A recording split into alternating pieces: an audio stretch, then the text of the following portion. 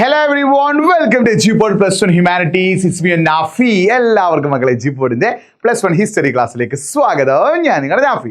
നമുക്കിനി ഡിസ്കസ് ചെയ്യാനുള്ളത് ആറാമത്തെയും ഏഴാമത്തെയും ചാപ്റ്ററിലെ most important ആയിട്ടുള്ള ക്വസ്റ്റ്യൻസ് ആണ്. അപ്പോൾ ഇതേപോലുള്ള ക്വസ്റ്റ്യൻസ് നമ്മൾ ഡീറ്റെയിൽ ഡിസ്കസ് ചെയ്യുക നമ്മുടെ ലൈവിലാണ്. ലൈവിന് നോട്ട് കിട്ടാനായിട്ട് നിർബന്ധമായിട്ട് എന്ത് ചെയ്യണം? നമ്മുടെ ക്രിസ്മസ് എക്സാമിന്റെ പ്ലസ് വൺ സ്റ്റഡി ഗ്രൂപ്പിൽ ജോയിൻ ചെയ്യണം കേട്ടോ. അപ്പോൾ ഒരു 1 വേർഡ് ഞാൻ നിങ്ങൾക്ക് തരുന്നുണ്ട്. ഇതിന്റെ ആൻസർ നിങ്ങൾ എന്ത് ചെയ്യും? ഒന്ന് കമന്റ് ബോക്സ് ടൈപ്പ് ചെയ്യുക. ഈ വീഡിയോ നിങ്ങളുടെ പ്ലസ് വണ്ണിലുള്ള മാക്സിമം ഫ്രണ്ട്സിലേക്ക് എന്ത് ചെയ്യും? ഷെയർ ചെയ്ത് കൊടുക്കാൻ. അവർക്കൊക്കെ ഇമ്പോർട്ടൻ്റ് ആയിട്ടുള്ള ക്വസ്റ്റ്യൻസ് ആട്ടോ.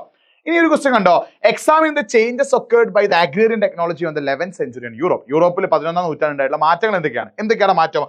ഒന്നാമത് ഈ മരത്തിന്റെ കലപ്പ് മാറ്റിയിട്ട് അയൺ പ്ലോ അല്ലെങ്കിൽ ഇരുമ്പിന്റെ കലപ്പ് എന്ത് ചെയ്യാൻ തുടങ്ങി?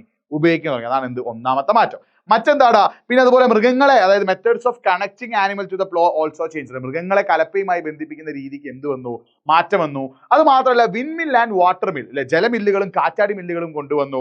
അതുപോലെ തന്നെ അത്രയും കാലം കൃഷിഭൂമിയെ 2ആയി മാറ്റിയുള്ള കൃഷിയാണ്. അത് മാറ്റിയിട്ട് ട്രൈ കൾച്ചർ, കൃഷിഭൂമിയെ 3ആയി മാറ്റിയുള്ള കൃഷി രീതി എന്ത് ചെയ്യാൻ തുടങ്ങി?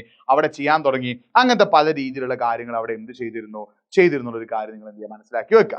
അത് മാത്രമല്ല നിങ്ങൾ ശ്രദ്ധിക്കുന്ന മറ്റൊരു കാര്യം, ഈ സമയത്ത് തന്നെയാണ് അഗ്രികൾച്ചർ പ്രൊഡക്ഷൻ, അതായത് നമ്മുടെ യൂറോപ്പിൽ എന്ത് ചെയ്യാണ്? 11th century ഒരുപാട് അഗ്രികൾച്ചർ ചേഞ്ചസ് വന്നില്ലേ? ഈ സമയത്ത് അഗ്രികൾച്ചർ പ്രൊഡക്ഷൻ കൂടി. അടുത്താണ് ഇത് ക്വസ്റ്റ്യൻ ആണ്, കത്തീഡ്രൽ ടൗൺസ് അഥവാ കത്തീഡ്രൽ പട്ടണങ്ങളെ കുറിച്ച് ചെറിയ കുറിപ്പ് തയ്യാറാക്കാൻ. ശ്രദ്ധിക്കണം, ഈ കത്തീഡ്രൽ ടൗൺസ് പറഞ്ഞാൽ എന്താണ്? 12th century മുതലുള്ള അന്ന് യൂറോപ്പിൽ വലിയ വലിയ ക്രിസ്ത്യൻ ചേർച്ചസ് അഥവാ വലിയ വലിയ ക്രിസ്ത്യൻ പള്ളികൾ നിർമ്മിക്കാൻ തുടങ്ങി. അതായത് 5ഉം 6ഉം കൊല്ലങ്ങളൊക്കെ എടുത്തിട്ടാണ് ഇത്തരത്തിലുള്ള പള്ളികൾ നിർമ്മിച്ചു കഴിഞ്ഞിട്ടോ. ഈ പള്ളികൾ നിർമ്മിച്ചത് അതെന്തായിട്ട് മാറി? പിലിഗ്രിം സെന്റേഴ്സ് അഥവാ തീർത്ഥാടന കേന്ദ്രങ്ങളായിട്ട് മാറി.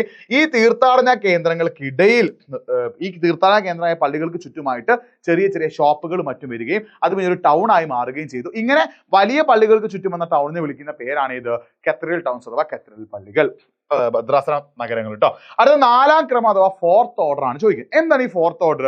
ഈ 4th ഓർഡറുമായിട്ട് ബന്ധപ്പെട്ട ക്വസ്റ്റ്യൻ വളരെ ഇമ്പോർട്ടന്റ് ആണ്. അതായത് യൂറോപ്പിൽ എന്ത് ചെയ്തിട്ടുണ്ട്? പോപ്പുലേഷൻ, ജനസംഖ്യ കൂടി, ട്രേഡ് അഥവാ കച്ചവടം കൂടി, സിറ്റീസ് അഥവാ നഗരങ്ങൾ വലുതായി. അല്ലെ, ട്രേഡ് അഥവാ കച്ചവടം കൂടി, പോപ്പുലേഷൻ അഥവാ ജനസംഖ്യ കൂടി, സിറ്റീസ് അഥവാ നഗരങ്ങൾ വലുതായി. ഇതൊക്കെ വലുതായപ്പം ഇവിടേക്ക് എന്ത് ചെയ്യാടാ? വലിയ രീതിയിൽ, അല്ലെ, ഈ യൂറോപ്പില് എന്താണ് നഗരങ്ങൾ വലുതാകുകയും നഗരത്തിലെ ജോലി അവസരങ്ങൾ കൂടുകയും ചെയ്തപ്പോൾ യൂറോപ്പിലെ ഗ്രാമങ്ങളിൽ നിന്ന് നഗരങ്ങളിലേക്ക് നല്ല രീതിയിൽ ആളുകൾ എന്ത് ചെയ്തു? മൈഗ്രേറ്റ് ചെയ്തു. അങ്ങനെ പല രീതി, അതായത് ഗ്രാമത്തിലൊക്കെ എന്തെങ്കിലും ജോലി ചെയ്തതിന് പ്രത്യേക സ്കില്ലില്ലാത്ത ആളുകൾക്ക് ധാരാളമായിട്ട് എന്ത് ചെയ്യാൻ തുടങ്ങി? നഗരത്തിലേക്ക് ഇങ്ങനെ മൈഗ്രേറ്റ് ചെയ്യാൻ തുടങ്ങി. അങ്ങനത്തെ new population in town, unskilled ആയിട്ടുള്ള പ്രത്യേക സ്കിൽ ആവശ്യമില്ലാത്ത ജോലി ചെയ്യുന്ന ഈ ഒരു പുതിയ ഗ്രൂപ്പിനെ വിളിക്കുന്ന പേരാണ് എന്ത്? 4th ഓർഡർ അഥവാ 4ാം ക്രമം. പിന്നെ നൈറ്റ്സുമായിട്ട് ബന്ധപ്പെട്ട ഒരു ക്വസ്റ്റ്യൻ എന്ത് ചെയ്യാൻ ചാൻസ് ഉണ്ട്? എക്സാമിൽ ചോദിക്കാൻ ചാൻസ് ഉണ്ട്. എന്താ നൈറ്റുകൾ എന്ന് പറഞ്ഞാൽ? ദ കാവൽറി, അതായത് കുതിരപ്പടയാളികൾ. പലപ്പോഴും ഈ രാജാവ് യുദ്ധത്തിന് പോകുമ്പോൾ രാജാവിന് യുദ്ധത്തിന് സഹായിക്കാനുണ്ടായിരുന്നത് പ്രഭുക്കന്മാരുടെ കീഴിലുണ്ടായിരുന്ന കർഷകരായിരുന്നു. ആ കർഷകർ അല്ലെങ്കിൽ ഫാമേഴ്സിനോട് യുദ്ധത്തിന് പോകുമ്പോൾ പലപ്പോഴും രാജാവ് എന്തെങ്കിലും തോറ്റുപോകും. അപ്പൊ രാജാവിന് എന്തായിരുന്നു? ട്രെയിൻഡ് വാരിയേഴ്സ്, അല്ലെ, പരിശീലനം ലഭിച്ച തൊഴിലാളികൾ ആവശ്യമായിരുന്നു. അവരായിരുന്നു ആര്? നൈറ്റ്സ് അഥവാ നൈറ്റുകൾ എന്ന് പറയുന്നത്. ട്രെയിൻഡ് വാരിയേഴ്സ് അഥവാ പരിശീലനം ലഭിച്ച തൊഴിലാളികൾ ആവശ്യമായിരുന്നു. അവരെ വിളിക്കുന്ന പേരാണ് എന്ത്? നൈറ്റ്സ് അഥവാ നൈറ്റുകൾ. ഇങ്ങനെ ട്രെയിൻഡ് വാരിയേഴ്സ് അഥവാ പരിശീലനം ലഭിച്ച തൊഴിലാളികളാണ് ഇത് നൈറ്റ്സ് അഥവാ നൈറ്റുകൾ. ആ നൈറ്റുകളെയും കൊണ്ട് യുദ്ധത്തിന് പോകുമ്പോൾ അവർക്ക് എന്ത് ജയിക്കാൻ സാധിച്ചു? ഈ നൈറ്റുകൾക്ക് ഇതിന് പകരമായിട്ട് ഫീഫ് എന്ന പേരിലെ പീസ് ഓഫ് ലാൻഡിൽ ഒരു കഷ്ണം ഭൂമി എന്ത് ചെയ്യുമായിരുന്നു? കൊടുക്കുമായിരുന്നു. ആ ലാൻഡിനെ വിളിക്കുന്ന പേരാണ് എന്ത്? ഫീഫ്. ഇനി അടുത്ത ക്വസ്റ്റ്യൻ ആണ് ഇത്, crisis of 14th century in Europe. യൂറോപ്പിലെ 14ാം നൂറ്റാണ്ടിലെ പ്രതിസന്ധി പരിശോധിക്കുക. എക്സാമിന് എന്ത് ചിലപ്പോൾ ചോദിച്ചേക്കാം. ഈ 14th century ആയപ്പോൾ യൂറോപ്പിൽ ചില ഇഷ്യൂസ് ഉണ്ടായി. ഒന്ന് എന്താ? ക്ലൈമറ്റിന് മാറ്റം വന്നു. അത്രയും കാലം കൃഷിക്ക് അനുയോജ്യമായ ഒരു മൈൽഡ് ക്ലൈമറ്റ് ആണെങ്കിൽ ആ കാലാവസ്ഥ മാറി ഒരു ഭയങ്കരമായിട്ട് എന്താണ്? കോൾഡ് ക്ലൈമറ്റ്, വളരെ ഒരു തണുത്ത കാലാവസ്ഥ എവിടെ വന്നു? യൂറോപ്പിൽ വന്നു. ട്രേഡ് കൊളാപ്സ് അഥവാ വ്യാപാര തകർച്ച വരികയും പ്ലേഗ് എന്നൊരു അസുഖം വരികയും ചെയ്തു. ഇങ്ങനെ വലിയ രീതിയിലുള്ള പ്രശ്നങ്ങൾ എവിടെ ഉണ്ടായി? യൂറോപ്പിൽ ഉണ്ടായി. ഇത് കാരണം യൂറോപ്പ് എന്താണ്? സാമ്പത്തികമായി തകർന്നു. ഏറ്റവും പ്രധാനപ്പെട്ട ഇഷ്യൂ ആയിരുന്നു പ്ലേഗ്, ദ ബ്ലാക്ക് ഡെത്ത് അഥവാ കറുത്ത മരണം എന്ന് വിളിക്കുന്ന പ്ലേഗ് ആയിരുന്നു എന്ത്? യൂറോപ്പിൽ ഈ സമയത്തെ ഏറ്റവും പ്രധാനപ്പെട്ട ഒരു വിഷയമായിട്ട്. ഈ ഒരു കാര്യം നിങ്ങൾ എന്ത് ചെയ്യുക? മനസ്സിലാക്കി വെക്കട്ടോ. It's very very important. Okay. പിന്നെ അപ്പൊ ഇതേപോലെ നോട്ടുകൾ നിങ്ങൾക്ക് ലൈവിൽ കിട്ടണമെങ്കിൽ നമ്മൾ എന്ത് ചെയ്യുക? ക്രിസ്മസ് എക്സാമിന് സ്റ്റഡി ഗ്രൂപ്പിൽ ജോയിൻ ചെയ്യുക. ഇനി 7ാമത്തെ ചാപ്റ്ററിൽ നിന്ന് ക്രിസ്മസ് എക്സാമിന് ചോദിക്കാൻ ചാൻസ് ക്വസ്റ്റൻ ആണ് റിനൈസൻസ് മാൻ അഥവാ നവോത്ഥാന മനുഷ്യൻ. ആൻസർ നിങ്ങൾ എന്ത് ചെയ്യുന്നു? കമന്റ് ബോക്സ് ടൈപ്പ് ചെയ്യുക കേട്ടോ. റിനൈസൻസ് മാൻ അഥവാ നവോത്ഥാന മനുഷ്യൻ എന്താണെന്നുള്ളതിന് ആൻസർ നിങ്ങൾ എന്ത് ചെയ്യുന്നു? കമന്റ് ബോക്സ് ടൈപ്പ് ചെയ്യുക. നിങ്ങൾ എത്രത്തോളം പഠിച്ചു നോക്കട്ടെ. അടുത്ത ക്വസ്റ്റൻ ആണ് ഇത്, the Italian cities of 14th century. 14ാം നൂറ്റാണ്ട് ഇറ്റാലിയൻ നഗരങ്ങളെ കുറിച്ച് ഒരു കുറിപ്പ് തയ്യാറാക്കുക.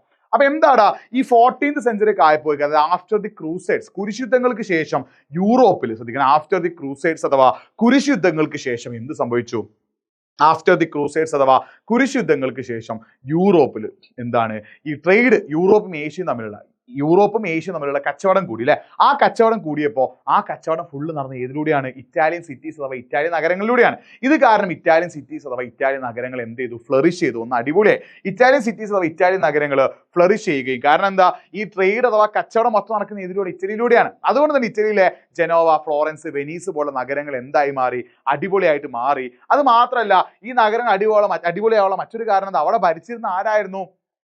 ഈ യങ്സ്റ്റേഴ്സ് ആയിട്ടുള്ള പ്രിൻസ് അഥവാ ചെറുപ്പക്കാരായിട്ടുള്ള രാജകുമാരന്മാരായിരുന്നു. അത് മാത്രമല്ല, ഇവിടെ ആർക്കില്ല? ക്ലർഗീസ് ആൻഡ് അതർ ഫ്യൂഡൽ ലോർഡ്സ് അല്ലെ. പുരോഹിത വർഗത്തിനോ ഫ്യൂഡൽ പ്രഭുക്കന്മാർക്ക് ഇവിടെ ഇതിൽ ഭരണത്തിൽ വലിയ റോഡിൽ. ഇവിടെ ബാങ്കർമാരായിരുന്നു എന്ത് ചെയ്തത്? ഭരണം നിയന്ത്രിച്ചിരുന്നത്. ഈ കാരണങ്ങൾ കൊണ്ടൊക്കെ എന്ത് ചെയ്തു? ഇറ്റലിയിലെ സിറ്റീസ് അടിപൊളിയായിട്ട് വളർന്നു. പിന്നെ ഈ ഹ്യൂമനിസം അഥവാ മാനവികത വികസിപ്പിക്കുന്ന സർവകലാശാലകളുടെ പങ്ക്. ഈ ഒരു യൂണിവേഴ്സിറ്റീസ് എന്ത് ചെയ്യാണ്? വളരെയധികം റോൾ എന്തിനുണ്ട്? ഈ ഒരു ഹ്യൂമനിസം അഥവാ മാനവികത വികസിപ്പിക്കാനുണ്ട്. മാനവികത അഥവാ ഈ ഹ്യൂമനിസം വികസിപ്പിക്കാനായിട്ട് സർവകലാശാലകൾ നല്ല രീതിയിൽ ഹെൽപ്പ് ചെയ്തിട്ടുണ്ട്. അതിനുള്ള കാരണം എന്താ? ഈ ഹ്യൂമനിസത്തിന്റെ ഏറ്റവും വലിയ പ്രത്യേകത എന്തായിരുന്നു? അതിൽ എല്ലാവരെയും ഒരുപോലെ കാണുക, കുറേ കൂടി എന്താണ് സയന്റിഫിക് ആയിട്ടുള്ള കാര്യങ്ങൾ ചിന്തിക്കാനുള്ള ഹ്യൂമനിസം വളരെ സവിശേഷതയായിരുന്നു. അപ്പോൾ ഈ സമയത്ത് യൂറോപ്പിൽ, എസ്പെഷ്യലി ഇറ്റലിയിൽ, ബൊളോണയിലും പാദുവയിലും ജനോവയിലും ഒക്കെ എന്ത് ചെയ്യാണ്? ഒരുപാട് യൂണിവേഴ്സിറ്റീസ് അഥവാ സർവകലാശാലകൾ എസ്റ്റാബ്ലിഷ് ചെയ്തു. അപ്പോൾ ഈ സമയത്ത് നമ്മൾ പറഞ്ഞു ഇറ്റലിയിൽ ട്രേഡ് അഥവാ കച്ചവടം കൂടി. ഇറ്റലിയിൽ ആരാവശ്യം വന്നു? നോട്ടറിമാരെയും വക്കീലുമാരെയും. കച്ചവടം കൂടുമ്പോൾ അതിന്റെ കരാർ എഴുതണം, അതിന്റെ അനുബന്ധമായ ഡോക്യുമെന്റ്സ് ഒക്കെ എഴുതണം അല്ലെ. അതൊക്കെ എഴുതാനായിട്ട് നോട്ടറിമാരെയും വക്കീലന്മാരെയും ആവശ്യം വന്നു. അപ്പോൾ ഈ നോട്ടറിമാരും വക്കീലന്മാരും എന്താ പഠിക്കുക? ലോ അല്ലെങ്കിൽ ഹ്യൂമാനിറ്റീസ് റിലേറ്റഡ് വിഷയങ്ങളല്ല, നിയമം അല്ലെങ്കിൽ ഹ്യൂമാനിറ്റീസുമായി ബന്ധപ്പെട്ട വിഷയങ്ങളാണ് അവർ പഠിക്കുക.